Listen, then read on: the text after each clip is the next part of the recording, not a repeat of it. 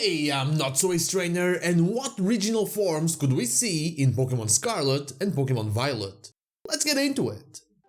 As I've said in my video about some of the returning Pokémon we will most likely see in Pokémon Scarlet and Pokémon Violet, we are bound to see some regional forms, based around animals, plants and maybe even legends that exist in the Iberian Peninsula. Today I'm here to show you some that I believe will be part of the game, but there is a catch. I can't really draw, and I'm in no position to get commissions from artists, so bear with me while I try to illustrate my thoughts. Also consider subscribing, I make Pokémon stuff. And now, without further ado, let's get into it.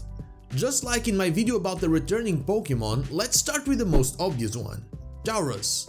A longtime follower of the channel asked about this one in a comment, and while it is true that the bullfighting tradition is a bit frowned upon nowadays, I still think it could show up in a regional Taurus form based around the Spanish fighting bull. I could see this Taurus being, as the name indicates, a fighting type Pokémon. Next up we have one that I would absolutely love to see, and that's Blimp. We have seen Drifloon in the trailer, so we know that the little one won't have a regional form, but it could be a case of Cubone and Alolan Marowak. For this one, the inspiration will come from a tradition from Oporto in Portugal, that's inspired by Asian traditions of sending a sky lantern during the São João festival. This would fit Drifloon perfectly, and I could see this new form, just like the Alolan one I mentioned, being a ghost and fire type Pokémon. Maybe fire flying, since we already have a lot of known legendary ghost fire Pokémon. Next we have another Pokémon that I've mentioned as a returning one, but said that it could easily have a regional form or an evolution, and that's Mendybuzz. We just had Breviary becoming a Suian Breviary, and I think they will give a new form to its counterpart as well. Mendybuzz is inspired by old world vultures with some hints of caveman-like features, but now we can have a Mendybuzz inspired by the bearded vulture, a species of vulture found in the Iberian Peninsula. While regular Mendybuzz is dark and flying, the more aggressive look on this species could give it a fighting flying type? That would make it weak to its Suian Breviary, so I'm really not sure on this one. If you have a better typing, let me know in the comments down below. Our next Pokemon comes from Hoenn, and it's Spoink and Grumpig, and I believe the original form could be based on the Black Iberian Pig. I don't think another pig Pokemon will be introduced, and the Black Iberian Pig is such a famous animal from the Iberian Peninsula that I'm pretty sure it has to be referenced. This Pokemon would change their Psychic type for a Dark type. Now let's go with the forgotten Pokemon, Tropius. You know, one of the coolest Pokemon from Gen 3. My take on this Pokemon was to go from Tropius to Mediterraneous, abandon the whole tropical concept.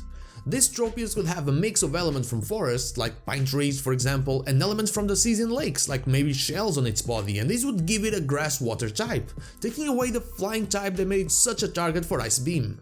It could also just take a whole new route with two different variants depending on their location or game, with one being based around blood oranges and the other around grapes. This next one could end up being a big change for the Pokemon, and that's the Honedge line.